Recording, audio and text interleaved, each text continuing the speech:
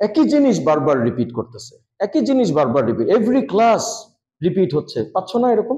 এটা কি রে ভাই, আগের ক্লাসেই তো ছিল এটা। আমি তো সেই কেজি 1-এ পার্সন পড়ছি, এখনো আমাকে পার্সন শেখানো হচ্ছে। সো এনিওয়েজ, আর মডার্ন প্র্যাকটিক্যাল মেথডে আমরা সরাসরি আমরা কথার ভিতরে ঢুকে যাব, সরাসরি আমরা কনভারসেশনে ঢুকে যাব। লাইক হেই গুড মর্নিং, এটা রিপ্লাই কি হইতে পারে সেটা আমরা প্র্যাকটিস করব। হাউ আর ইউ, এটার উত্তরে কি হইতে পারে সেটা আমরা প্র্যাকটিস করব।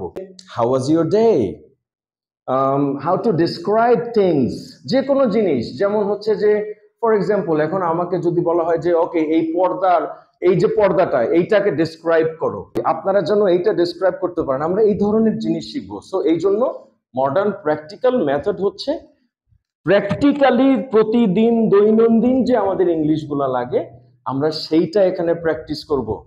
মেইন মেথডটা হচ্ছে ইটস ইন্টারঅ্যাক্টিভ। ইন্টারঅ্যাক্টিভ মানে হচ্ছে আমি আপনাদেরকে লেকচার দেওয়ার চেয়ে আপনারা কথা বলবেন। এখানে কোনো right and wrong, pass fail নাই। সে ফর এক্সাম্পল, ওদের দুজনকে আপনারা দুজন কনভারসেশন করবেন, আপনার কি ভুল হচ্ছে আমি কারেক্ট করব, আপনার কি ভুল হচ্ছে আমি কারেক্ট করব।